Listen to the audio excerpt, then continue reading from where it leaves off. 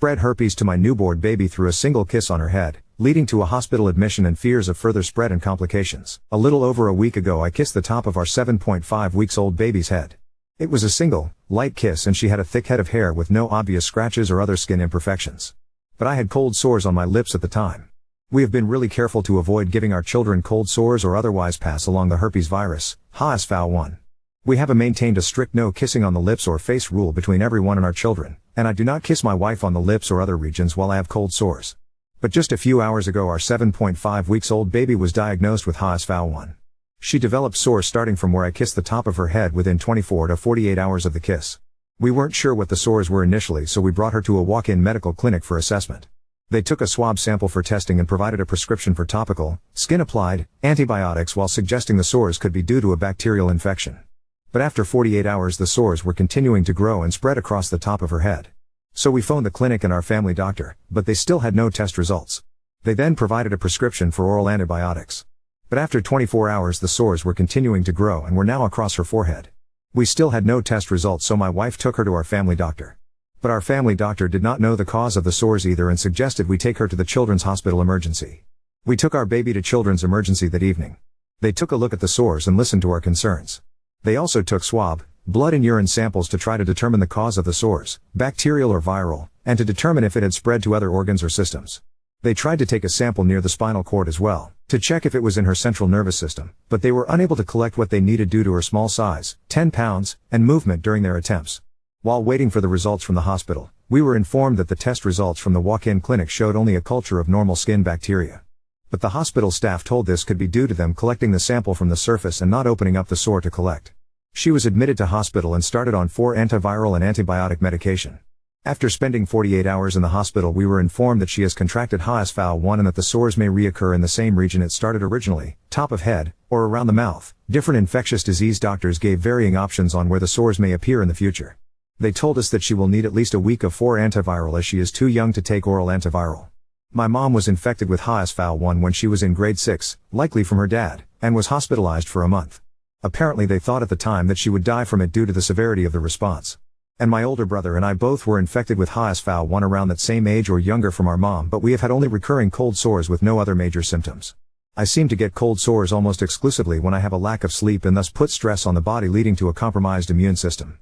Now our little girl has them despite our best efforts, and it breaks my heart. We are concerned about it now being easier to spread to our other children, and the possibility of it spreading my wife's breasts, which would affect her ability to breastfeed. Especially concerning if we have more children in the future. And I have found cold sores to be a cause of physical, emotional and social discomfort in my own life, so I am very sorry to have passed it along to my daughter. I had no idea that HSV1 could be spread through contact with skin. Growing up I only heard of it being through mucous membranes, lip-to-lip kissing, sharing cups and utensils, etc., and a few years ago I read that it could spread to breasts or genitals despite not being HSV2, genital herpes. Looking it up online now, I am seeing that they suggest not kissing babies under 28 days to avoid causing neonatal herpes. But what I was reading did not make it clear that kissing any part of the baby could spread the virus. The doctor stated it is possible to spread through kissing the top of her head, but prior to diagnosis said he would be surprised if it was HSV1 because she was not under 28 days, she was 6.5 weeks at time of kiss. She was full-term, healthy weight with no complications during pregnancy or postpartum. According to the info I found online, herpes on an infant or child can have life-changing consequences aside from the sores, such as blindness and brain damage, and can often be fatal. Apparently the majority of the general population likely has herpes, but a lot of people are asymptomatic, i.e. have never had any cold sores. And herpes can be spread within the body or to others whether or not there are sores present at the time, although it makes it more likely to spread to others if there are sores. My wife informed of a case. There is at least one article online from 2008 regarding it, where herpes had spread to an infant and they were hospitalized. But a week after the infant's sores were no longer present, the baby died due to the virus spreading within the body. So I am sitting here in the hospital full of regret over that single kiss, and hoping that she is able to make a full recovery. But I am glad that she did develop visible sores and that I suggested along the way that the sores could be due to herpes, because they were able to diagnose and treat the virus relatively early, which may have prevented it from spreading to other regions of the body. I am also glad that our baby was healthy on seemingly all account prior to this incident, because it would likely affect her worse had there been other compromising factors. And I am hopeful that effective and safe therapeutic and preventative vaccines for the virus will be developed in the near future. I do not want to cause unnecessary or excessive fear among others, but I want to share my experience and raise awareness of the risk. I wish I knew what I do now a couple of weeks ago. I would take back that kiss in a heartbeat. Edit number 1. I would like to thank those who have shared their support, information and experiences. I appreciate your kind, constructive words and I hope you are doing well. Smile. I would like to point out the following regarding this post. I am not a medical professional. My username was the first randomly offered username by Reddit and I didn't care to change it at that time. I did not mean to suggest that I am a paramedic. What I am and have been explaining is my current understanding based on my own research and experience and those of others who have shared. Patches and medication may be available to you which can decrease the risk of spreading the virus or showing physical symptoms. It would probably be a good idea to talk to your doctor if having herpes causes you to have sores or seek therapy if it causes you depression. If you are reading this at this point in time, chances are you carry the virus too according to some estimates/research. You often need to be tested specifically for HSV-1 to know whether or not you are a carrier due to the majority of people, babies and adults, being asymptomatic, never experiencing sores. Having sores puts you at a greater risk of transmitting the virus to other people or having it spread to other locations on the body, but a lack of sores does not make those events impossible. And its spreading within the body is common for infants especially when left untreated and can often be fatal. One estimate shows a 25% death rate estimated for the United States currently even with treatment, or cause disabilities if it spreads to other organs or the central nervous system. Infants may experience symptoms such as lethargy, exceptionally sleepy or fatigued and sluggish, difficulty breathing, irritability, high or low body temperature, having a larger abdomen size than normal, or seizures when infected with the virus. If an infant experiences these symptoms or what appear to be herpes sores are present, you should contact your doctor or seek emergency services immediately. The virus can be spread through contact with skin on any part of the body, although infection is much more likely to infants, areas with damaged skin or open wounds, and mucous membrane areas, i.e. lips, mouths, breasts, genitals, eyes, noses and ears. The virus can transfer to others without a person touching them directly. Sharing food, drinks, utensils, or otherwise contacting an infected area can transfer the virus. Once infected, the HSV-1 virus remains within the body for life. This may or may not be true for all forms of herpes. Stigma surrounding herpes and its transmission is preventing honest and open transfer of information on the topic. Showing affection for those you love is natural and needed, but should be done in a manner that does not put yourself or them at an increased risk of negative consequences. I kissed my daughter on the hair at the top of her head. She was born with a full head of hair which is still there and she did not have any obvious damage to the skin at that area. I deeply regret kissing my daughter when, as a baby, and where, semi-exposed skin, I did, but I did not know that transmission through skin on any part of the body was possible. My understanding at the time was that active HSV-1 sores can transfer to others when the virus touches lips, breasts or genitals only. I would like to add the following points for added clarity/context. Edit number 2. I do intend on discussing management of the virus with my doctor so on to see what methods may be available, safe, and effective for me in my efforts to reduce the risk of spreading the virus. My mom kissed us on the lips frequently growing up. We would kiss her lips and share drinks with her as long as she did not have an active sore.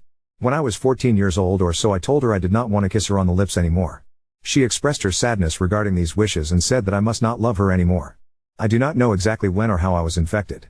Cold sores were sort of accepted as being normal within my family, despite my mom's extreme reaction to the virus as an older child. And until recently we had other family members insist that kissing children and babies, including on the lips, is normal and needed and that it isn't a big deal to spread cold sores. When I say that the virus spread despite our best efforts, I do not mean to say that we did everything we could have and should have done. What I mean to say is that we were actively trying to stop the spread of the virus given what we had known at the time. Myself and my wife have done some of our own research regarding the virus at different points in our lives, yet we still did not know what we do now. If the results of my actions which I have shared here is expected to you given the circumstances, I am glad.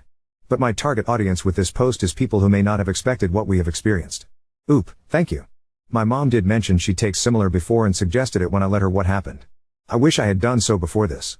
But I plan on seeing my doctor ASAP to discuss and see what the options are. Update 1. I shared my story here about 10 months ago. I wrote the story in the hospital the morning after our daughter was diagnosed with HSV-1 and while waiting for my wife to wake up. To summarize, I kissed the top of our 6.5-week-old baby on the top of her skull while I had a cold sore and it resulted in her being infected with herpes, HSV-1/the cold sore virus. I did not know that infection could occur through regular skin. Growing up I was only taught that it could spread through contact with the mouth or lips, and I only learned about infection being possible to genitals or breasts as an adult. Prior to the kiss, I think I may also have been unaware about the seriousness of infections to babies and was trying to prevent its spread to our children solely based on the discomfort and embarrassment I endured in my own life as a result of developing cold sores. Our daughter was provided with 4 antiviral treatment for 1 week in the hospital before we were discharged. We were given a prescription for 1 week's worth of oral antiviral medication to be taken from home, and had a follow-up appointment with the infectious disease doctor around a week after discharge. Although they were unable to take a sample of spinal fluid to check if HSV had spread to our daughter's central nervous system, they thought that the virus was likely only skin deep in her case. And we were told that we would need to come back to the children's hospital immediately if the sores presented themselves again, I assume at least until she is 1 or 2 years old. Our daughter has had 1 or 2 outbreaks of HSV-1 since we initially left the hospital. The first of those outbreaks was around 3 weeks after leaving the hospital and resulted in a hospital stay overnight, followed by about 2 months of oral antivirals to be provided from home. And the other time was around 1 month after using up the antivirals from the previous outbreak, but the sore went away on its own within 24 hours. We were going to pick up antivirals for the last time, but all pharmacies were closed, so we decided to wait until the morning, but the sore was almost fully gone by the morning. Both recurrences showed up at the same location as the initial sore and kiss, top of skull.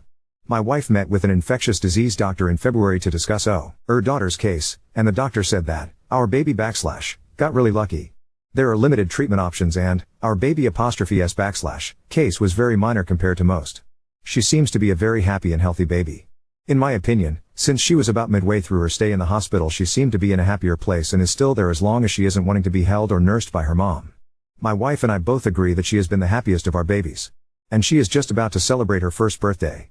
I have posted this story to a number of different subreddits to try to raise awareness, especially for parents or soon-to-be parents. Many users have expressed gratitude for the posts because they were unaware regarding the dangers of HSV or how infectious it is. So I am glad to have possibly helped prevent some similar or worse cases from occurring.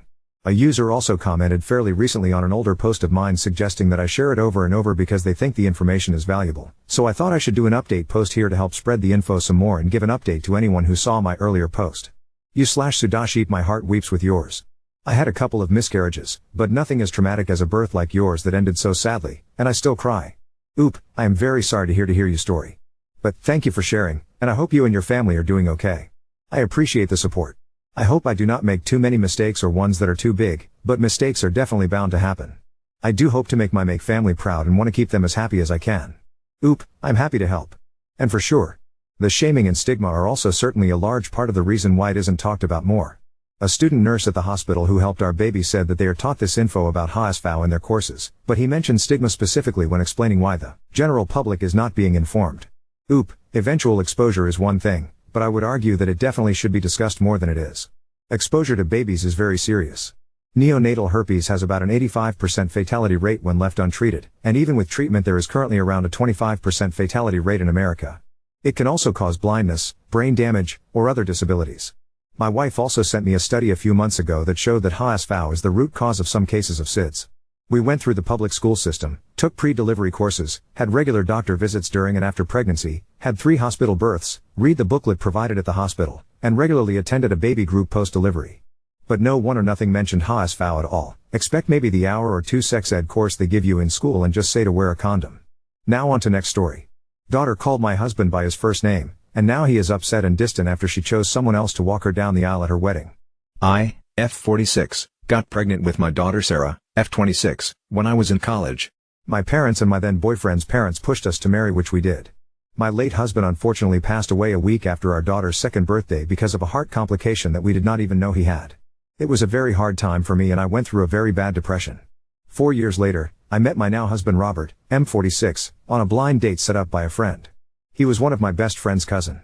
We hit it off and got married a year later. Even when we were dating, he was very hands-on with my daughter, and it did not take too long for my daughter to call him Papa. Even until we got married, and when I got pregnant 2 years into the marriage and gave birth to twins, M17 and F17, he still acted like a father to Sarah. She was even included in my husband's family reunions, and the cousin group photo shoot that my in-laws organize every Christmas. Things took a bit of a turn when Sarah turned 18. She started calling him by his first name and both Robert and I were taken aback with the change of attitude she was displaying. I asked Robert what was that about, but he only shrugged, not knowing the reason too. I thought things would go back to normal, but she has been consistent in calling him by his first name, so I asked her if we could talk. Robert asked if he could join, which Sarah agreed. To make it short, my daughter overheard my husband talking about a Father's Day trip to his friend who owns an hostel. His friend asked him if he forgot to include Sarah since my husband only asked him to prepare 3 bedrooms. My husband replied that he planned this trip for his real children only. It wouldn't make sense if Sarah was in the trip since he wasn't her real father. This made Sarah feel betrayed and hurt because she saw him as her real dad even if she knew he was her stepdad. My husband tried to explain to her that though he loves her as a father, his love for the twins were different since they were his real children. I wanted to just shut him up because he was overusing the word real. But Sarah told us to leave her room. What made that day even more depressing was that this day was her last week with us before she leaves the country for college. Since then, every time she comes home, Sarah acts like nothing happened but continues to call Robert by his first name. Robert didn't want to add fuel to the fire and just tolerated it. And now, few years since then, my daughter announced her engagement to her longtime boyfriend. We were very happy for her as they have been dating since they were still college freshmen. 2 weeks before their wedding, we were wondering who would be walking Sarah down the aisle. I assumed it would be Robert since I thought we have moved past that incident, but no. My daughter scoffed at me when I told her about Robert walking her down the aisle. She said I thought it was obvious that Uncle Greg, my late husband's brother, would be the one to do that. Besides, I'm not his real daughter. It wouldn't make sense if he walked me down the aisle.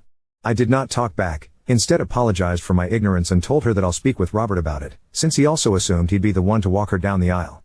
When I told him what Sarah said, he was pissed. But I politely reminded him of the incident years ago, which made him even more upset. He said that it was long time ago and that Sarah should move on. I, who was offended for my daughter, told him that he shouldn't be upset since he doesn't see her as his real child anyway. He then got teary-eyed and told me to not speak to him. He still attended Sarah's wedding but looked visibly down. We still aren't on good terms and have been pretending in front of relatives. My daughter does not know about this and I want to keep it that way. But nevertheless, it's been a week since my daughter's wedding and Robert is still upset. He only talks to me about the twins and household stuff, but beyond that, he keeps everything to himself. I feel really bad and think he is acting this way because of me. So, without being said, Ida? Update 1. Hi guys. I'm Sarah. This is not my Reddit account. It's my cousin's, biofather's side. I apologize for any grammar mistakes and spelling errors. My cousin sent me this post, while my husband and I were packing some stuff for our honeymoon earlier, and she thought it was my mom. My cousin is one of my go-to people, so she knows every single drama in my life. We are really tight. I was skeptical at first since I would never have thought of my mother using Reddit. It's just too random. Until I read the overheard part of the post, it just brought back very good memories, he. On top of that, I noticed that the fake names used are based on the first letter of our real names. It gave me the confirm it, ion that this is my mom. I just want to say that I don't appreciate that some of you are calling my mom an a-hole. But I also don't think it's your fault since mom left a lot of details. After I left for college in the States, a lot of things happened. My cousin, the owner of this account, was the one filling me up with updates. So, mom and Robert had a huge fight regarding me. Plus, Robert always came home late and drunk from the cockpit. The twins, well, they were shielded from the drama because they were children. They kind of separated for like a year. My mom went to live with her parents. I was always in contact with mom, and she always asked for my whereabouts. You know, normal mom stuff. She also kind of filled me in about her separation from Robert. I actually felt guilty because I knew it was because of me. Their biggest fight was when Uncle Greg, I will be using the fake names mom used to not add confusion, confronted Robert about the incident because when I arrived at my university dorm, I called to him sobbing and told about everything. Uncle Greg is the typical cool single uncle and has always been protective of us cousins, so when he learned about it, he went on full Papa Bear mode for me. Robert was kind of mad that he was getting into our business. Mom told Robert that Uncle Greg, actually my cousins and I calls him Dada because he's really like our second parent, also has a say in this since he's family, but Robert wasn't happy about it. So yeah, that insinuated a big argument that almost led to Robert and Uncle Greg having a fist fight. They were already throwing unkind words to each other, and everyone was just emotional. When I learned about what happened, like I mentioned, I felt guilty and bad. So I sent Robert an email since he doesn't use Messenger. In the email, I told him that he should apologize to mom and make things right for the twins. I did not receive any response from him, but eventually, he and mom made up after a year. I was I'd happy because I really didn't want to ruin my mom's marriage. I love my mom so much, and I'd do anything for her. You might be wondering why my mom did not initiate divorce. Well, first of all, divorce is still illegal in my country. Second, annulment is extremely expensive, and even if we were kind of well off, my mom's a physical therapist and a teacher at a university, while Robert used to be a public accountant up until I was 16 and owns a commercial space. Their pockets would have hurt and annulment takes a lot of time to process. Today, I reached out to them, and I told them that I wanted a proper conversation because this has been long overdue. I think we all need some closure. I do want to note that I have moved on, but forgive? I don't think so. It pisses me off that Robert thinks I can just move on, forgive, and forget. It's hard to think that this was the man I used to call Papa. What's even more sad is that I still see him as my Papa. The pain I felt that day and when I started calling him by his first name. I even wanted to major in accountancy because of him. He was my role model. There were a lot of moments where I just wanted to go back to that day and pretend I did not hear anything and let it slide, then maybe I'd still call him Papa. But I would be an idiot for thinking that because no matter what, the damage has already been done. So yeah, I am contemplating if I would update you guys on our talk tomorrow. I have texted my mom not to look over the comments here because some of you are just brutal. Sorry, I just don't want my mom to feel bad. P.S. I want to add that both my mom and Robert paid for my college tuition. I did not get any loans or anything. Student loans are uncommon in our country. Parents are always the ones paying. I'm actually grateful that Robert helped pay, but that still doesn't remove the pain. My husband has been really patient and supportive. Little trivia, we were classmates in high school. I was the talkative girl in class, social butterfly, and he was one of those goofballs, and we actually fought a lot back then, and we eventually developed feelings for each other throughout freshman year. We were surprised that we went to the university. We were both catching up on each other's lives, and yeah, the rest was history. Oop mum, hello, everyone. I would like to thank everyone for your advice and comments. My daughter found and commented on my post, and we will be talking about this tomorrow. She had just messaged me earlier. I was feeling tired today and could not sleep, so I was able to write this. I also want to thank the people for calling me out. I know I'm not the best mother, but I try. But yes, I am an a-hole for tolerating him. I don't know what will happen in our talk tomorrow, but I do want everyone to have closure. I also want to add that my daughter and I do not have a strained relationship. She did not want me to walk down the aisle because then Robert would be pushing her to let him walk her too, since he thought we're a package.